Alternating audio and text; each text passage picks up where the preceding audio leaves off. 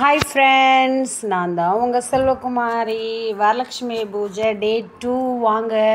Morning எப்படி பூஜை பண்ணேன்னு சொல்கிறேன். மார்னிங் பூஜை வந்துட்டு எல்லாமே எடுக்கலை நான், ஏன்னா காலையில் எழுந்து வாசல்லாம் மறுபடியும் அங்கே நீர் குளம் போட்டிருந்தோம் இல்லையா, அதெல்லாம் போகாது. ஸோ அதெல்லாம் நல்லா போட்டு தேய்ச்சி கழுவிட்டு பொழுது விடிஞ்சிடுச்சு. நல்லாவே 7 மணி ஆயிடுச்சு நான் எந்திரிக்கிறதுக்குள்ளே.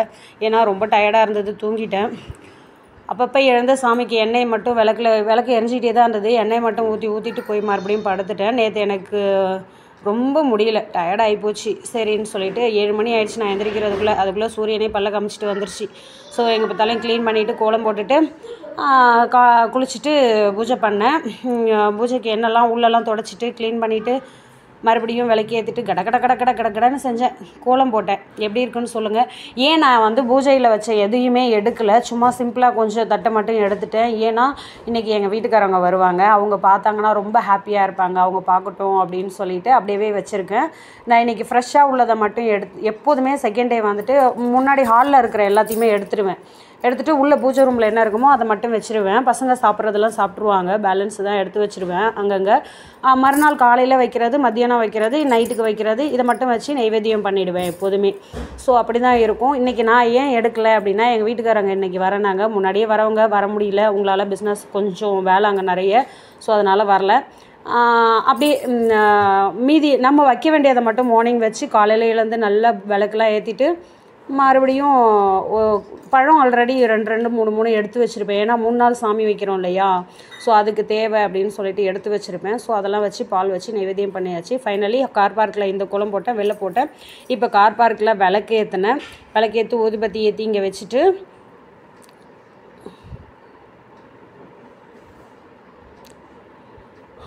இந்த உள்ளெல்லாம் இது அடுப்பாங்கரையில் எப்போவுமே அன்னபூர்ணிக்கு விளக்கேற்றி ஊதுபத்தி ஏற்றிட்டு அப்புறமா தான் அடுப்பே பற்ற வைப்பேன். நான் இப்போ பால் அடுப்பை பற்ற வச்சுட்டு நேராக பாலை அடுப்பை பற்ற வச்சுட்டு நேராக சாமி பூஜை ரூமுக்கு விளக்கேற்றியாச்சு. அந்த பழைய பூவை எடுத்துட்டு விளக்கேற்றினேன். குத்து விளக்குலேயும் 2லேயும் ஒரு தீபம் மட்டும் ஏற்றினேன். மேலே வெள்ளி விளக்கு வச்சுருக்கேன், குபேர விளக்கு வச்சுருக்கேன், எல்லாத்தையும் ஏற்றினேன்.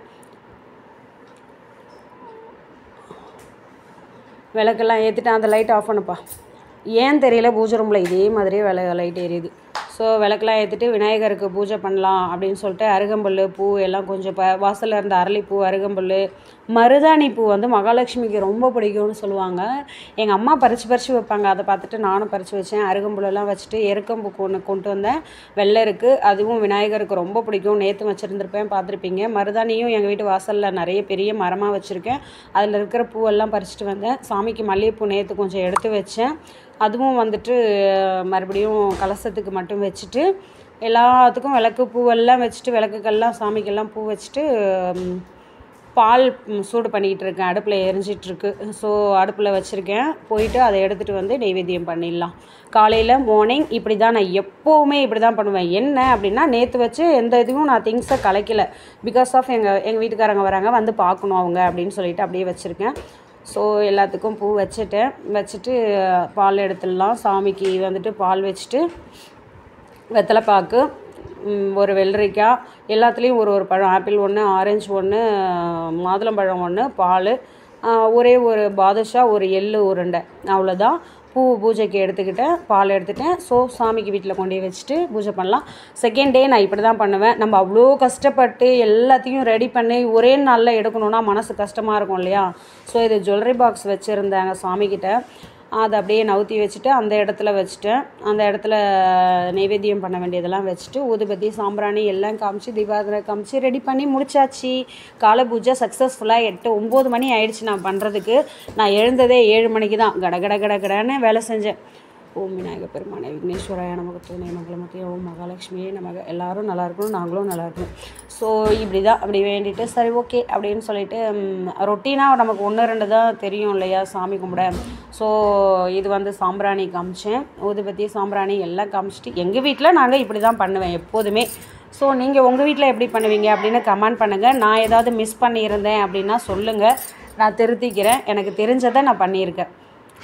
ஸோ பூ கொஞ்சம் உதிர்த்து வச்சுருக்கேன். அப்படியே போட்டால் விளக்கு உள்ளெல்லாம் உழுந்து விளக்குலாம் அணையும். ஸோ அதனால் நான் அப்படியே உதிர்த்தேன், கொஞ்சம் உதிர்த்து மிக்ஸ் பண்ணேன். சாமந்தியும் ரோஸும் கொஞ்சமாக மருதாணி இலை ஒரு 4-5 இலை பறிச்சிட்டு வந்தேன். ஸோ விநாயகருக்கு கொஞ்சம் அர்ச்சனை பண்ணிவிட்டு அதுக்கப்புறம் கலசத்துக்கு அர்ச்சனை பண்ணிவிட்டு அதுக்கப்புறமா வந்து நம்ம பின்னாடி வரல நோம்பு சாமி வச்சுருக்கோம் இல்லையா, அவங்களுக்கு கலசம் தான் நமக்கு லக்ஷ்மி, உண்மையான லக்ஷ்மி இவங்க தான் நிஜம்.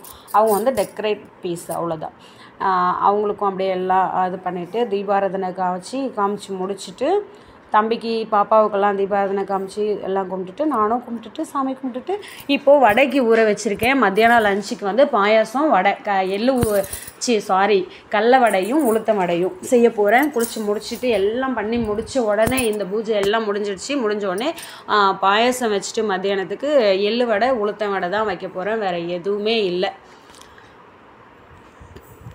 சிம்பிளாக ஒரு ரசம் வச்சு ஏதாவது ஒரு பொரியல் பண்ணலாம், உருளைக்கிழங்கு அந்த மாதிரி அப்படி மைண்டில் வச்சுருக்கேன். அது நாங்கள் சாப்பிட்றதுக்கு காலையில் யாரும் நிஜமாக இன்றைக்கி வந்துட்டு நானும் சாப்பிடல. நேற்று இருந்த புளியோதரை இருந்துச்சு, அதை தம்பி பாப்பா சாப்பிட்டாங்க.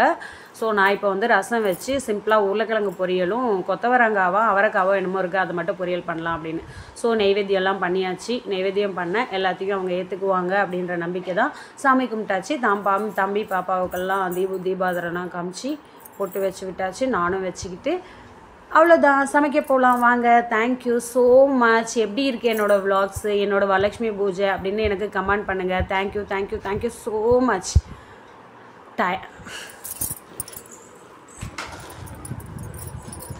ஸோ லைக் பண்ணுங்கள், ஷேர் பண்ணுங்கள், சப்ஸ்கிரைப் பண்ணுங்கள், கமெண்ட் பண்ணுங்கள். தேங்க்யூ.